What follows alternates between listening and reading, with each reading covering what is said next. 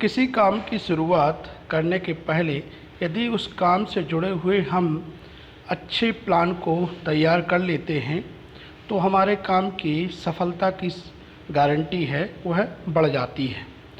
यह बात मैं लिटरेचर सर्वे के बारे में इसलिए कह रहा हूँ कि जब आप कोई ऐसा कार्य अपने एकेडमिक करियर में करने जा रहे हैं जिसमें आपको लिटरेचर यानी साहित्य या किताबें या कोई नया डाटा या किसी प्रकार की नई नॉलेज की आवश्यकता है और उसका उपयोग करके आप अपने प्रोजेक्ट को, डिजर्टेशन को या अपने किसी एकेडमिक कार्य को आगे बढ़ाना चाहते हों, चाहे यह किसी भी स्तर पर किया गया एकेडमिक कार्य हो। जैसे कि आप रहे हैं, यह हाईएस्ट वाली बात हो गई। आप एमटेक कर रहे हैं तो उसका डिजर्टेशन होता है। आप यहाँ तक कि अपने पोस्ट ग्रेजुएशन या डिप्लोमा में जो प्रोजेक्ट बनाते हैं उसके लिए भी आपको लिटरेचर सर्वे करना चाहिए। लिटरेचर सर्वे करने से क्या फ़ायदे होते हैं, लिटरेचर सर्वे कैसे करना चाहिए, इस बात को हम आज इस वीडियो में समझेंगे। लिटरेचर सर्वे करने के लिए हमें जिन बातों पर ध्यान रखना है वो हैं लिटरेचर सर्वे क्यों करें, literature survey why, source of literature, literature का सोर्स क्या होगा, कहाँ से आपको वो सब चीज़ें पढ़ने को मिलेंगी, आपकी स्ट्रेटेजी क्या होगी, आप किस तरीके से लिटरेचर सर्वे करेंगे, पब्लिशर्स यानी जो आप मटेरियल या लिटरेचर पढ़ने वाले हैं वह कहाँ से मिलेगा, कैसे मिलेगा, और राइटिंग इट ऑल अप। जब आप ये सब कर लेते हैं तो आपको उन सब चीज़ों को लिखना है। आप अपने एकेडमिक प्रोजेक्ट्स के लिए या थीसिस के लिए या डिजर्टेशंस के लिए या एक सामान्य सा कोई आर्टिकल लिखना चाह रहे हैं तो उसके लिए भी, या कोई बुक लिखना चाह रहे हैं तो उसके लिए भी लिटरेचर सर्वे क्यों करना चाहिए, यह बहुत महत्वपूर्ण बात है। लिटरेचर सर्वे करने से हमें जो बहुत सारी चीज़ें होती हैं उनका पता चलता है, जिनमें से सबसे महत्वपूर्ण चीज़ है कि आप उस गैप को ढूंढ लेते हैं। जैसे आप कोई किताब लिख रहे हैं या कोई आर्टिकल लिख रहे हैं तो हो सकता है उस विषय पर पहले से बहुत कुछ लिखा जा चुका हो, या आप कोई रिसर्च कर रहे हो तो हो सकता है उस टॉपिक पर किसी ने पहले से की हो। तो आपको जब लिटरेचर पढ़ते हैं, जब बुक्स पढ़ते हैं, जब आप ऐसे लिटरेचर को खोजते हैं तो ये पता चलता है कि आपको कहाँ पर कोई गैप है, कहाँ पर आप नया काम शुरू कर सकते हैं जो पहले से किया हुआ नहीं है। आपको एक डिफरेंस भी देता है, जो दूसरे लोग कर चुके हैं आप उससे अलग कर रहे हैं। आपके काम को एक नोबिलिटी मतलब नयापन, जो बिल्कुल आपका हो, वो नयापन तभी आपको पता चलेगा जब आप अच्छे तरीके से अपने लिटरेचर सर्वे के प्लान को करते हैं। इसके लिए आप बुक्स पढ़ते हैं, आप जर्नल्स पढ़ते हैं तो आपको पता चलता है कि इस टाइप का काम हुआ नहीं है। वो आप उस काम को जब करते हैं तो वो नोवेल्टी के साथ आपका काम लोगों के बीच में पहुंचता है। इसके साथ साथ आपके जो कंटेंट है, जो आप लिटरेचर सर्वे करने के बाद आपको पता चलता है कि आप जो करने जा रहे हैं, जो बुक लिखने जा रहे हैं, जो आर्टिकल लिखने जा रहे हैं, जो डिजर्टेशन बनाने जा रहे हैं, वो आज के कॉन्टेक्स्ट में आज के लिए ज़रूरी है कि नहीं है, क्या आज उसकी ज़रूरत है कि नहीं। क्योंकि आप रिलेवेंट काम करते हैं, आप ज़रूरत के हिसाब से काम करते हैं, स्पेशली करंट सिचुएशन की ज़रूरत के हिसाब से काम करते हैं, तो आपके काम की वैलिडिटी अधिक होती है। डुप्लीकेट सी जो होती है, कई बार हमें पता नहीं होता है कि हम जो कर रहे हैं वो पहले हुआ है कि नहीं हुआ, ये हमें तभी पता चलेगा जब हम उन सब चीज़ों के बारे में पढ़ रहे होंगे। हो सकता है हम बेस्ट कार्य कर रहे हों, अच्छा काम कर रहे हों, लेकिन जब हम वो कार्य सबमिट करते हैं तो पता चलता है कि ये ऑलरेडी किसी और ने कर लिया है। इसके साथ साथ आपको कंट्रोवर्सी, जो आप चीज़ों को देखते हैं ना कि वो फेलियर हो गया या उसकी जो स्टोरी है वो सक्सेस नहीं रही, तो ये सब आपको लिटरेचर सर्वे से ही पता चलता है। आप अपने कार्य को बहुत सारी चीज़ों के साथ जोड़ सकते हैं, आपके डायमेंशंस खुल जाते हैं, तो लिटरेचर सर्वे यह बहुत महत्वपूर्ण हो जाता है। लिटरेचर सर्वे करने के लिए आपको क्या पढ़ना चाहिए, थीसिस पढ़ना चाहिए, रिसर्च जर्नल्स पढ़ना चाहिए, बुक पढ़ना चाहिए, आपको क्वेश्चंस बनाना चाहिए, यह सब चीज़ें आपको करना पड़ेंगे। सोर्स क्या होगा लिटरेचर सर्वे का, आपको कहाँ से मिलेगा, तो ओपन जो आप नेट पे देखते हैं, कई वेबसाइट्स होती हैं जिन वेबसाइट्स पे आप अपने मटेरियल को खोजेंगे तो आपको फ्री मिल सकता है, वो ओपन एक्सेस के थ्रू होता है। इसके बाद इंडेस्ट अरेंजमेंट एक प्रोग्राम है जो गवर्नमेंट ऑफ इंडिया का है, इसके में भी आप अपने ज़रूरत के हिसाब से देख सकते हैं।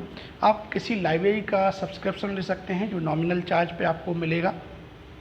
आप पीर शेयरिंग रिसोर्सेज जैसे एकेडमिया है, रिसर्च गेट है, यहाँ पर लोग अपने जो रिसर्च का कुछ हिस्सा है उसको शेयर करते हैं, पीयर शेयरिंग कहलाती है, उस पर भी आप कर सकते हैं। आपको स्ट्रेटजी क्या है, जब आप नेट पर जाते हैं तो आपकी बड़ी दिक्कत होती है कि आप लिटरेचर कैसे सर्च करें।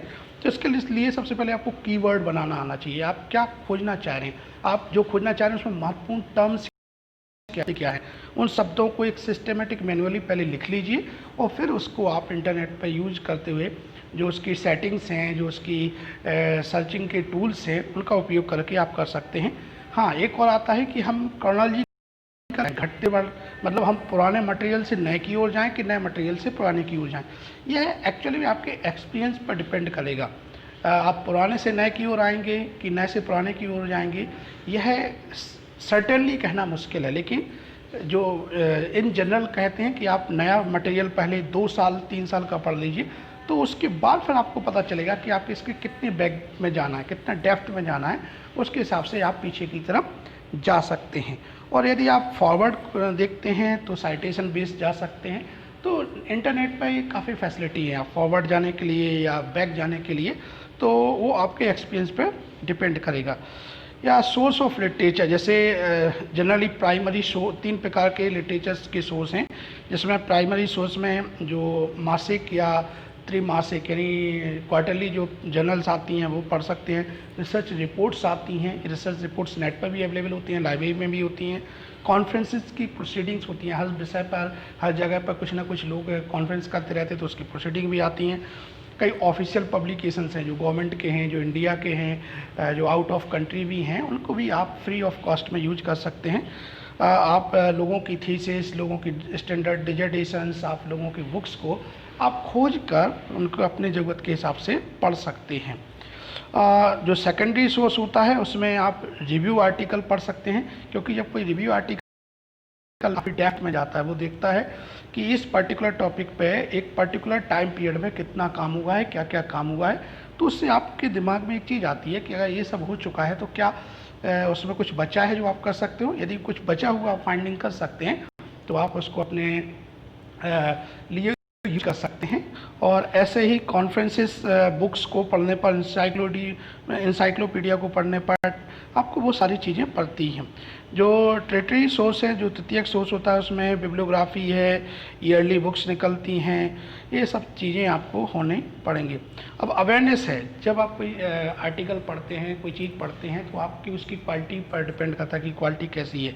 ये तभी संभव है जब आप ये जानते हो कि ये जो आर्टिकल जिस जर्नल में पब्लिश हुआ है उसका स्टैंडर्ड क्या है। तो उसके स्टैंडर्ड के लिए आप इम्पैक्ट फैक्टर देख सकते हैं, उसका साइटेशन इंडेक्स देख सकते हैं। साइटेशन इंडेक्स का मतलब होता है उस आर्टिकल को पढ़ने के बाद लोगों ने कितनी जगह पर उसको कोट किया है।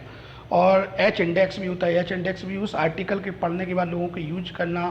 तो नेट पे जब आप जाते हैं, सफरिंग करते हैं, तो ये सारी चीज़ें उस आर्टिकल के लिए भी इम्पैक्ट देती हैं और आपको भी पता चलता है कि ये क्वालिटी है कि नहीं। तो ये इम्पैक्ट फैक्टर, साइटेशन इंडेक्स और एच इंडेक्स, इससे किसी भी जर्नल का, किसी भी आर्टिकल का क्वालिटी के बारे में आप पता कर सकते हैं। जो साइटेशन का इन्फॉर्मेशन है वो वेबसाइट्स पे मिल सकती हैं, जैसे वेब साइंस है, साई फाइंडर है, स्कोपस है। साइटेशन से ये बहुत महत्वपूर्ण रिसर्च के पर्पज़ से डिज़ाइन की गई वेबसाइट्स हैं, जिस पे आप रिसर्च आर्टिकल्स के क्वालिटी, इम्पैक्ट फैक्टर से लेके अपने पब्लिकेशन तक के लिए बहुत सारी चीज़ें प्राप्त कर सकते हैं। अब सिस्टमेटिक मैनुअल सर्च की बात करते हैं। सिस्टमेटिक मैनुअल सर्च जो होता है, जो जैसे इंजीनियरिंग की बात करते हैं तो इंस्पेक या कोपेंडेक्स ए है। यदि आप मेडिकल के बारे में जाएंगे तो पबमेड है। यदि आप साइंस के बारे में जाते हो मैथ साइंस नेट है। और यदि आप केमिकल एब्स्ट्रैक्ट के बारे में जाते हैं तो ये एक मैनुअल सर्चिंग कर सकते हैं आप इस प्रकार से।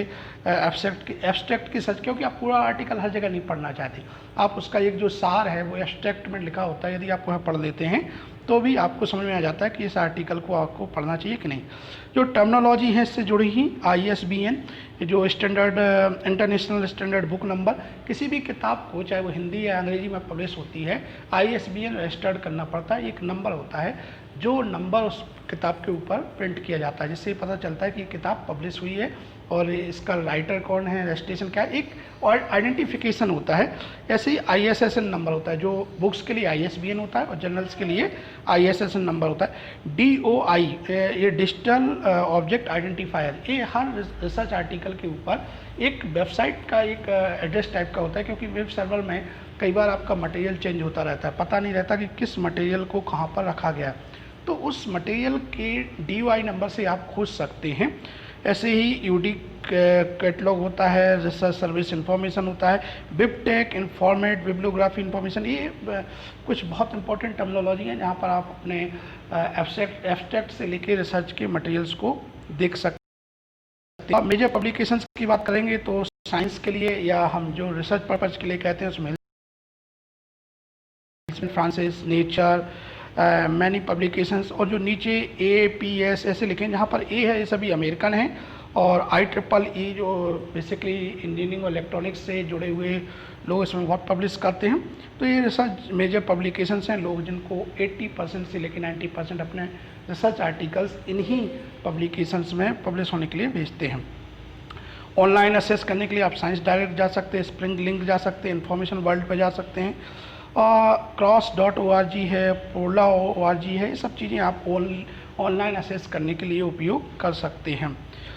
इसके साथ यदि आप जो वर्क कर रहे हैं उसको आप कहाँ पर देख सकते हैं, कहाँ पर जोड़ सकते हैं, तो इसके लिए आपको कंटेंट सब्सक्रिप्शन लेना होगा, RSS फीड सब्सक्रिप्शन लेना होगा।